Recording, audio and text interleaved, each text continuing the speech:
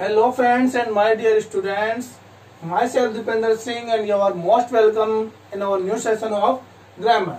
So, we all have learnt about present indefinite, present continuous and present perfect tense. And now we will study about present perfect continuous. So, let's pay attention on the board and give your all attention on the board. So, first of all we see present perfect continuous definition. Present perfect continuous की definition दोस्तों होती है time के साथ रहा है, रही है, रहे हैं एक्सेट्रा आते हैं। यानी सेंटेंस में रहा है, रही है, रहे हैं दिए हुए होते हैं, लेकिन प्रेजेंट कंटिन्यूस में भी दिए हुए होते हैं, लेकिन इसके साथ में टाइम दिया हुआ होता है, सेंटेंस में समय दिया हुआ होता है। सो इसमें हेल्पिंग वर्ब क्या लगती है? इसमें हेल्पिंग वर्ब लगती है हैज बीन और हैव बीन। हैज बीन और हैव बीन। दोस्तों हैज बीन जहां लगेगा जहां हैज का यूज हो रहा था, और हैव बीन जहां लगेगा जहां हैव का यूज हो रहा था। तो हैज बीन का यूज होगा नेम और सिंगुलर सब्जेक्ट के साथ हैज बीन का यूज होगा, और हैव बीन का use I and plural subject के साथ में हैव बीन का यूज होगा। और मेन वर्ब यहाँ पर लगेगी वर्ब की फर्स्ट फॉर्म प्लस आईएनजी, यानी वर्ब की फोर्थ फॉर्म। अब यहाँ नोट दिया हुआ है तो ध्यान दीजिए इसमें क्या होता है। इस सेंटेंस में यानी प्रेजेंट परफेक्ट कंटिन्यूअस के सेंटेंस में टाइम दिया हुआ होता है, सेंटेंस में टाइम दिया हुआ होता है, तथा उस टाइम से पूर्व यानी उस टाइम से पहले सिंस और फॉर प्रीपोजिशन का यूज होता है। एक बार फिर से देखिए, सेंटेंस में टाइम दिया हुआ होता है तथा टाइम से पूर्व सिंस और फॉर का यूज दिया होता है, यानी यूज करना होता है, सॉरी। अब यहाँ हम देखते हैं कि सिंस का यूज और फॉर का यूज कैसे करना है। दोस्तों यूज ऑफ सिंस, जो सिंस का यूज है वो पॉइंट ऑफ टाइम के लिए होता है, यानी पॉइंट ऑफ टाइम का मतलब हो गया निश्चित समय। सिंस का यूज पॉइंट ऑफ टाइम के लिए होता है। अगर कोई टाइम निश्चित है, अगर निश्चित समय में कोई कार्य हो रहा है तो वहां सिंस का यूज होगा। अब निश्चित समय में क्या आता है? देखो, निश्चित समय में आता है घड़ी का समय। घड़ी का समय बोले तो 2 बजे, 4 बजे, 5 बजे, दोस्तों ये होता है घड़ी का समय। घड़ी का समय आएगा तो वहां पर हम सिंस का यूज करेंगे।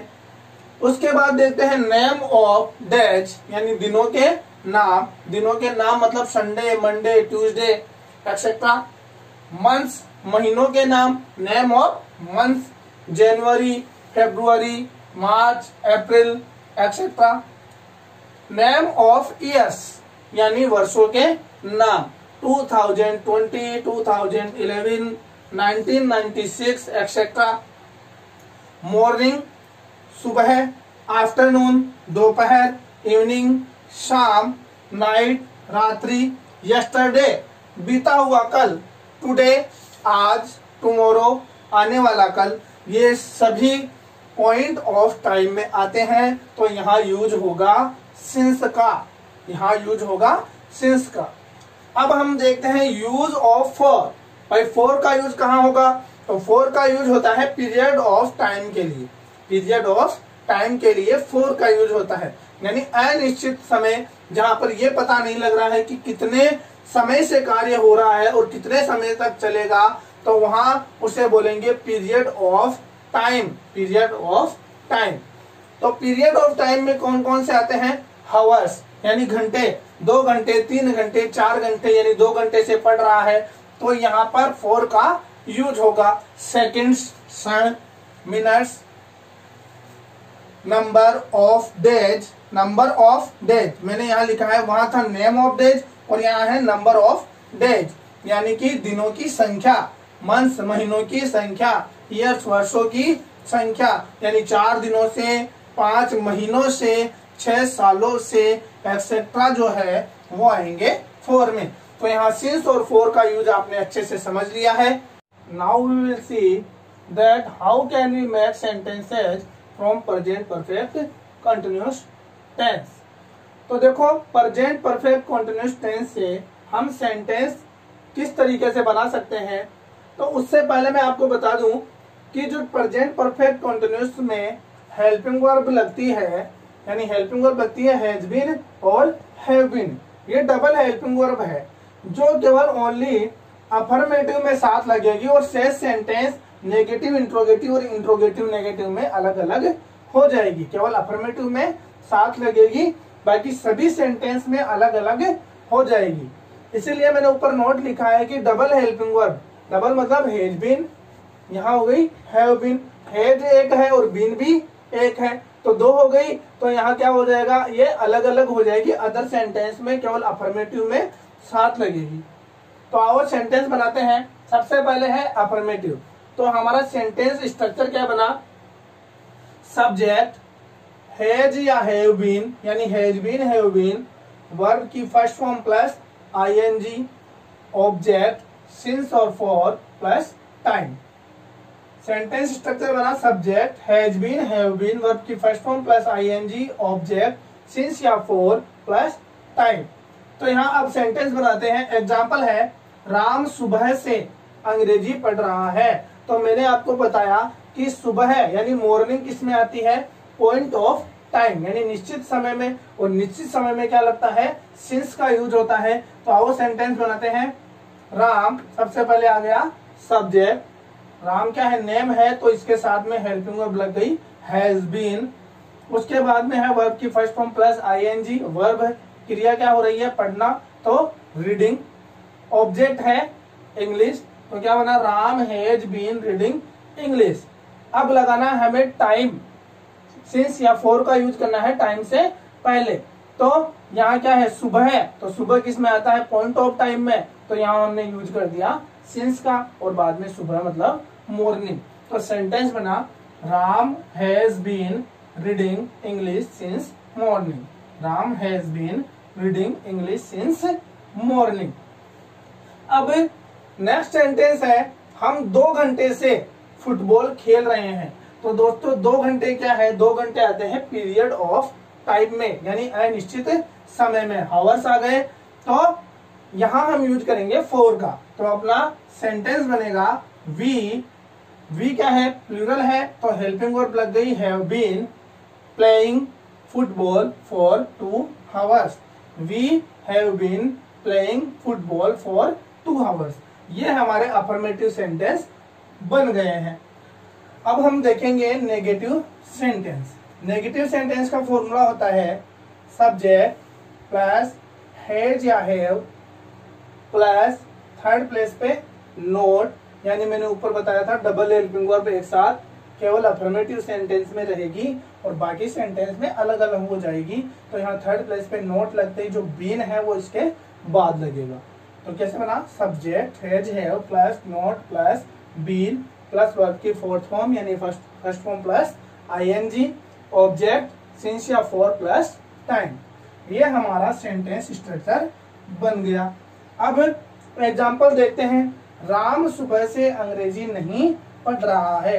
तो यहाँ कुछ नहीं चेंज करना है, क्या करना है, अपने सेंटेंस स्ट्रक्चर के अकॉर्डिंग सबसे पहले सब्जेक्ट, उसके बाद में राम के साथ में क्या लग रहा था, हैज बीन हैव बीन, तो यहाँ लग जाएगा हैज। थर्ड प्लेस पे नॉट और जो बीन है वो उसके बाद लगा देना है। Ram has not been reading English since morning. Ram has not been reading English since morning.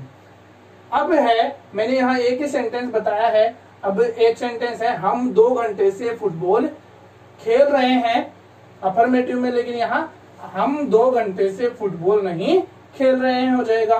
तो इसको भी आप अच्छे से बना सकते हो, केवल आपको थर्ड प्लेस पर नोट लगाना है। इंट्रोगेटिव सेंटेंस देखते हैं। यहाँ हो जाएगा हेल्पिंग वर्ब पहले आ जाएगी, डबल हेल्पिंग वर्ब थी तो यहाँ है जो हैव पहले आ जाएगा, उसके बाद सब्जेक्ट उतरेगा और उसके बाद में बीन आएगा। Has have plus subject plus been plus verb की fourth form plus object since for plus time और क्वेश्चन मार्क। एग्जाम्पल है, क्या हम 2 घंटे से क्रिकेट खेल रहे हैं। क्या हम 2 घंटे से क्रिकेट खेल रहे हैं। तो जो अफर्मेटिव में हेल्पिंग वर्ब लग रही थी वी के साथ, उसको पहले ले आओ। क्या लग रही थी, हैव बीन, तो यहाँ हैव पहले आ जाएगा, फिर उसके बाद सब्जेक्ट उतरेगा और उसके बाद में आएगा बीन। तो क्या हो जाएगा, have we been playing cricket for 2 hours. Have we been playing cricket for 2 hours। Interrogative negative में has have plus subject third place पर नॉट, उसके बाद बीन उतरेगा और उसके बाद में वर्ब की फोर्थ फॉर्म ऑब्जेक्ट सिंस या फॉर प्लस टाइम और क्वेश्चन मार्क। एग्जाम्पल है क्या राम सुबह से अंग्रेजी नहीं पढ़ रहा है, तो सेंटेंस बनेगा has Ram not been reading English since morning. यहाँ पर हैज पहले आया क्योंकि यहाँ हमें हेल्पिंग वर्ब पहले लगानी है और थर्ड प्लेस पे नॉट, और नॉट के बाद में सेंटेंस स्ट्रक्चर के अकॉर्डिंग यहाँ बीन आ गया, तो क्या बना has Ram not been reading English since morning.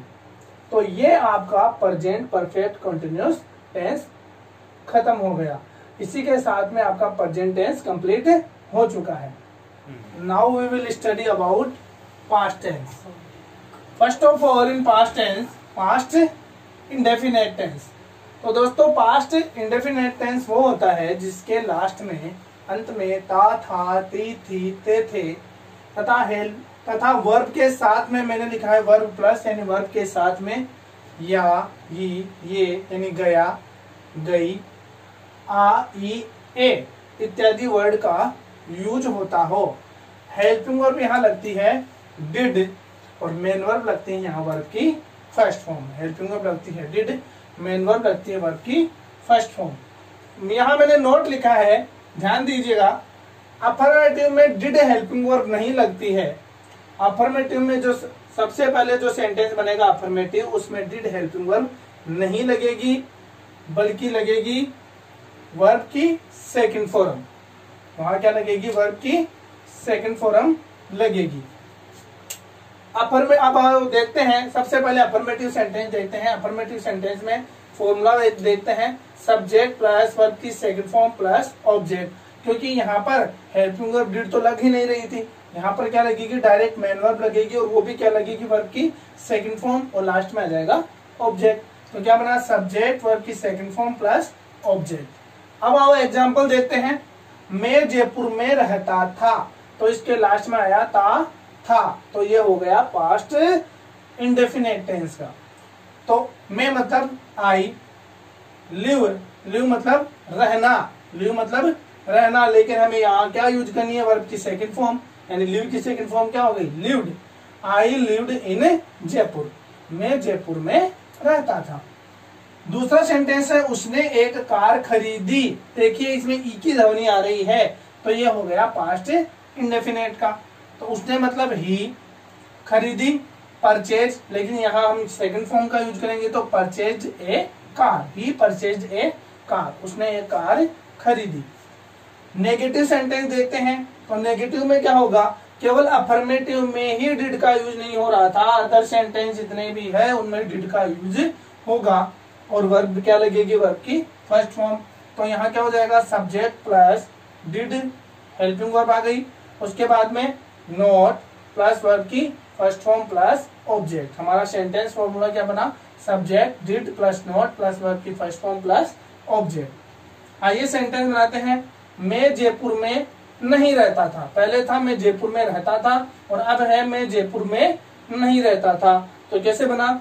आई, यहाँ हेल्पिंग वर्ब क्या हुई? डिड, थर्ड प्लेस पर क्या आ गया? नॉट, वर्ब की फर्स्ट फॉर्म ही लगानी है, सेकंड फॉर्म केवल अफर्मेटिव में लगेगी। I did not live in Jaipur, I did not live in Jaipur. अब देखते हैं interrogative sentence.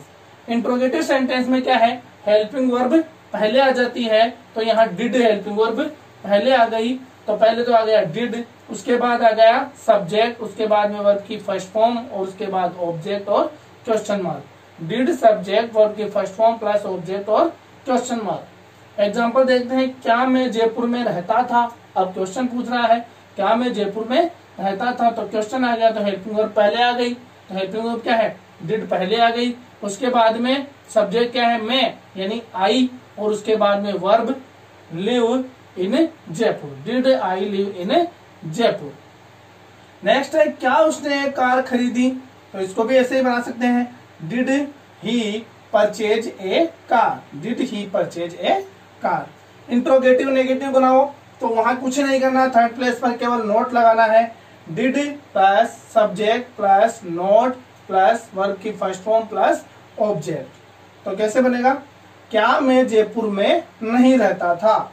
Did I not live in Jaipur? Did I not live in Jaipur? क्या उसने एक कार नहीं खरीदी? Did he not purchase a car? Did he not purchase a car? Now we will learn the other use of past indefinite tense. पास्ट indefinite tense का और किन conditions में यूज होता है वो अब हम देखेंगे। देखो दोस्तों, पास्ट इंडेफिनिट टेंस का यूज होता है यस्टरडे बीता हुआ कल, जो कि पास्ट को व्यक्त करता है। लास्ट प्लस टाइम, यानी लास्ट के साथ में कोई टाइम दिया हुआ हो, यानी day, year etcetera. Last plus time दिया हुआ हो, लास्ट वर्ड भी पास्ट को इंडिकेट करता है।